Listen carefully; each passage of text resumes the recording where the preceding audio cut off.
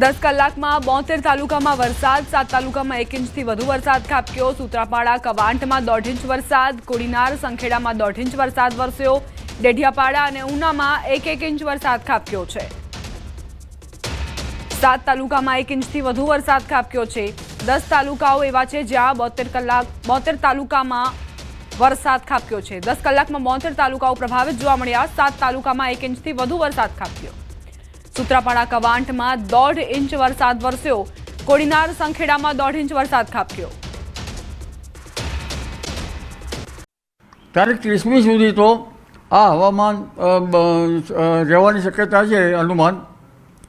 ત્યારબાદ ધીરે ધીરે 2 નવેમ્બર સુધીમાં પણ આ હવામાન રહેશે, પરંતુ લગભગ હળવા જે વાતાવરણ હોય, ધૂંધળું હવામાન, હળવું વરસાદ, આવું હવામાન તો નવેમ્બરની શરૂઆત સુધીમાં રહેવાની શક્યતા રહેશે।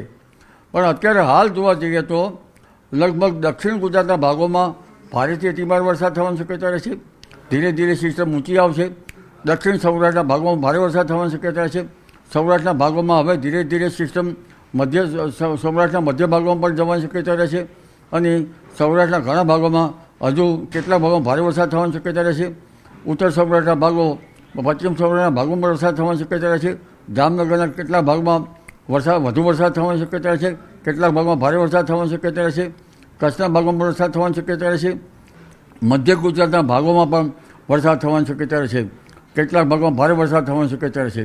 પંચમહાલના ભાગોમાં, છોટાઉદેપુર, પંચમહાલ વગેરે ભાગોમાં વરસાદ થવાની શક્યતા રહેશે। અને આજે અથવા કાલે બપોર પછી લગભગ અમદાવાદના ઘણા ભાગોમાં વરસાદ થવાની શક્યતા રહેશે, જેમાં વિરંગામ, બેચરાજી, કડી, સાણંદ વગેરે ભાગમાં વરસાદ થવાની શક્યતા રહેશે।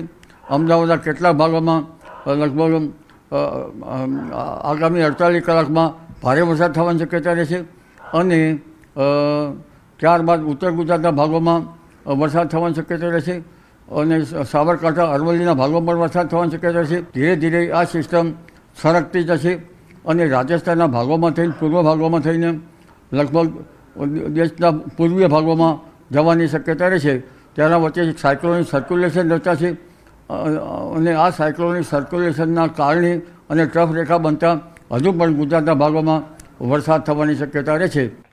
ધોધમાર વરસાદની આગાહી કરાઈ છે। હવામાન નિષ્ણાંત અંબાલાલ પટેલની આગાહી, તારીખ અને વિસ્તાર સાથે વરસાદની આગાહી કરાઈ છે। દક્ષિણ ગુજરાત અને સૌરાષ્ટ્રમાં ભારે વરસાદની આગાહી કરાઈ છે। કેટલાક વિસ્તારમાં ભારે પૂરની સ્થિતિ સર્જાઈ શકે છે।